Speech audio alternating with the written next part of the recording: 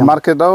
दासान्दि माबायदि जानानै दं बे बेसेना बेसेबां दा मार्केटाव लवेस्ट थांलाबो 300 आरोखि 300 per kilo आरो ना per kilo ओमफ्राय एट प्रेजेन्ट दा 600 आरो बियो per kilo 2 years बिदिनो 1.5 years बिदियाव थायो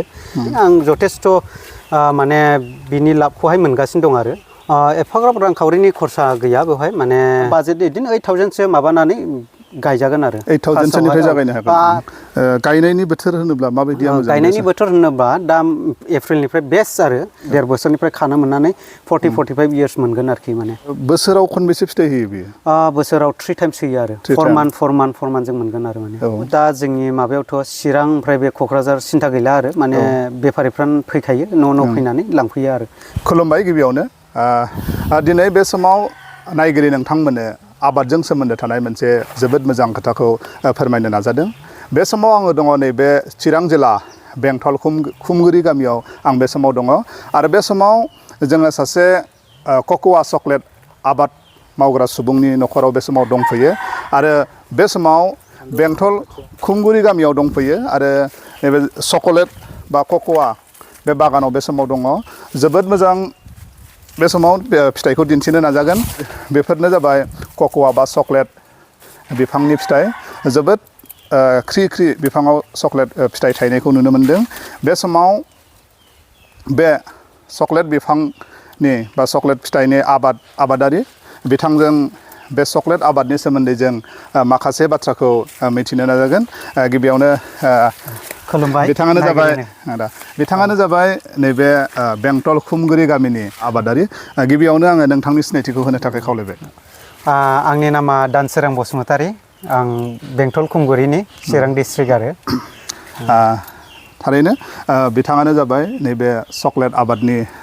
आबादारि जों बिथांनि गेजेरजों नैबे चकलेट आबादनि सोमोन्दै माखासे बाथ्राफोरखौ मिथिनो नाजागोन गिबियावनो नोंथांनिफ्राय मिथिनो नाजागोन नोंथाङा नैबे चकलेट आबादखौ माब्लानिफ्राय जागायजेननाय गैयाबाबो माबा जाबाय 6 years जाबाय बेखौ आं खालामै देग्लायसिमाव 6 year कमप्लिट जाबाय आरो बेसेबां मायथाइमोन बे 2019 ना माबानिफ्राय खालामनाय जादों आरो बेखौहाय 2019 बेबायदि नोंथाङा बे चकलेट आबादनि कनसेप्टखौ बबेनिफ्राय मोनजेनदोंमोन आरो माबोरै जागायनो गोसो जादोंमोन बेखौ माने आं बागान बारियाव एसे इन्ट्रेस्टेडखा नालाय ओमफ्राय बेबायदिनो माने गय बागान बानायबाय गय बागाननि सिङाव सिगांनि फुराना माबायोबादिबा नायोबा माने मानसिफ्रा ओरैनो खमला सोयोमोन खमला बागान गायोमोन बे गय बागाननि सिङाव आं बेखौ माने एफाग्राब माने मोजां मोनाखै माने खमला गायनानै नों खस्थ' खालामनानै जेन'बा 3 बोसोरसोआवनो बियो थैहैयोबा खमलाया होमबाथ' नोंहा साक्सेसफुल जाहैस्लाबनाय नङा बेनि थाखायनो माने लं लास्टिं मबे थाब थायगोन बेबायदि मानेखौ नागिरनानै गुगोलफ्राव सार्च खालामबाय इउटिउबाव सार्च खालामबाय बेबायदिनो जोंनि इण्डियानि सिङाव थानाय